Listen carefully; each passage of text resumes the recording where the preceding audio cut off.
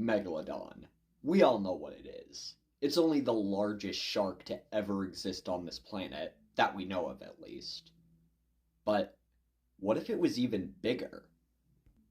And what if I told you that it actually was bigger? Yes, that's right.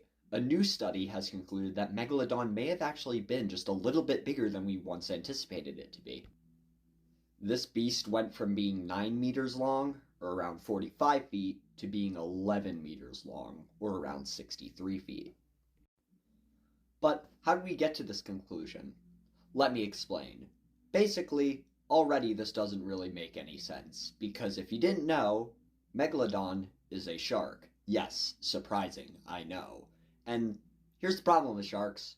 They don't have bones. Their skeleton is entirely made up of cartilage, meaning that it doesn't fossilize. The only thing left behind are their teeth.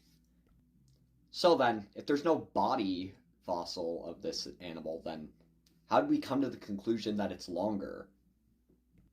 Well, the truth is, we really don't know. This is all speculation, but it's backed up by some science. While we'll never truly know what Megalodon actually looked like and how big it really was, we can get a good estimate using the help of some modern animals. Basically, how we came to this conclusion was we made models of what we speculate the vertebral columns of Megalodon to look like. They're based on modern sharks like great whites and makos. In fact, these vertebral columns were actually constructed quite a bit ago, so we were just using these to make these recent theory. So yeah, a paleobiologist from Chicago went into this museum that was keeping these vertebral columns, and he decided to line them up end to end. Yes, very original. How did we not think of this before, like, honestly? So yeah, he did that, and it ended up being around 63 feet in length, meaning that it's actually more slender than we once thought. A lot of the time, paleontologists depict it as a more bulky animal. The reason this is done is because, as you probably know, most of the time a lot of people just see Megalodon as an oversized great white shark, which it wasn't. It was a completely different animal.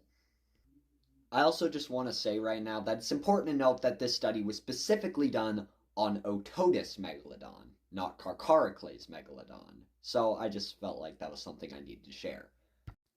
However, there's just one problem with this, other than the fact that we don't have real Megalodon bones. So you see, they did actually do this once when the vertebral columns were first constructed, and it ended up being the original 9 meters that we once speculated it to be. So someone is doing the measurements wrong. Do we know who's doing the measurements wrong?